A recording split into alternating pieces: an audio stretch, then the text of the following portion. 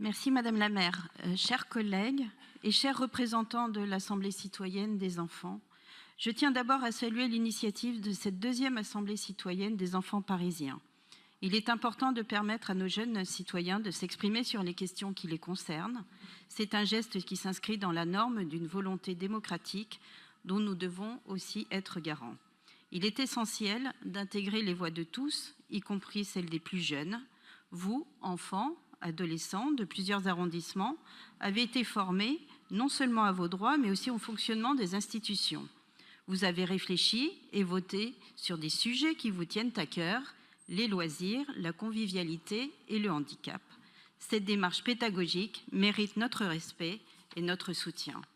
En effet, les loisirs sont un facteur déterminant dans la construction de l'enfant, et vous l'avez rappelé, dans son développement social et intellectuel.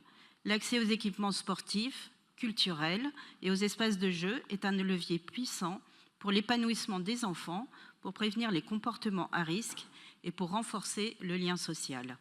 Effectivement, pour un jeune, un temps inanimé pourrait rapidement devenir un temps en danger, et ce, de multiples façons.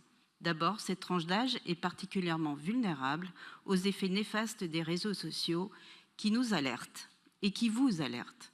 Addiction renforcée par des algorithmes puissants, exposition publique potentiellement dangereuse, confrontation à des contenus inappropriés, altération de l'image de soi et des autres, ou encore harcèlement numérique lié à une connexion permanente.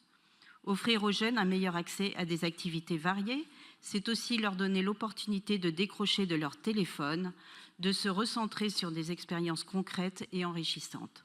Par ailleurs, à cet âge, à votre âge, l'ennui peut pousser certains à adopter des comportements imprudents ou à faire des bêtises. Nous savons qu'il y a de nombreux parents qui peinent à trouver des activités pour leur enfant à cause du temps qui leur est limité du fait de leurs contraintes professionnelles. Ce pass ado, comme vous souhaitez l'appeler, dédié aux adolescents et notamment aux collégiens, serait une des réponses concrètes à cette problématique, une solution pour aider ces familles à offrir à leurs enfants des loisirs encadrés et constructifs.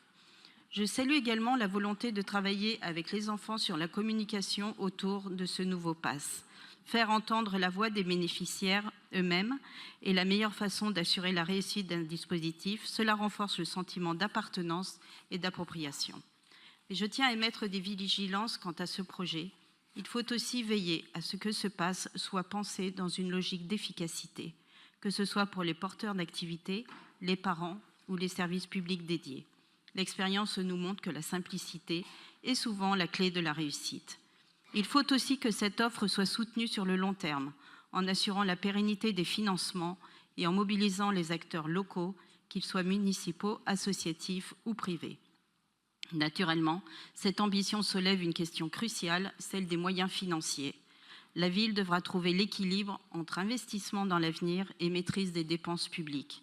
Il sera indispensable d'évaluer précisément le coût de ce pass jeune élargi. Nous sommes convaincus que l'enfance et la jeunesse sont des priorités et nous voulons un Paris où chaque enfant y trouve sa place. Mais nous restons attentifs à ce que cette démarche s'accompagne d'une gestion rigoureuse, responsable et pragmatique des fonds publics, notamment au vu de la dette actuelle de la ville.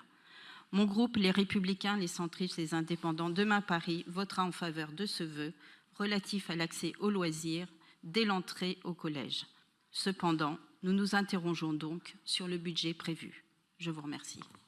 Merci.